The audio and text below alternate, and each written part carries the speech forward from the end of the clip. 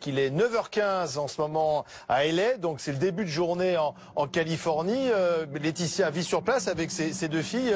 Loïc Piala, sait-on si Laetitia Hallyday compte réagir ?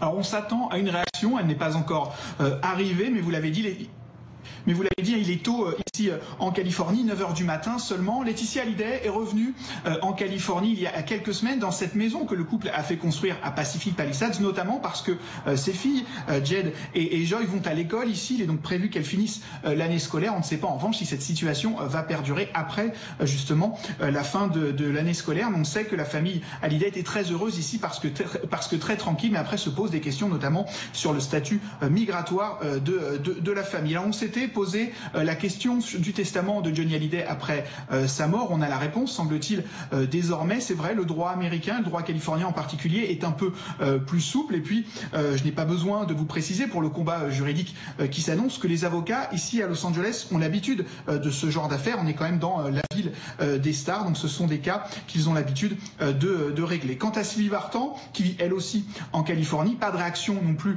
pour le moment. C'est la mère de David Hallyday, évidemment.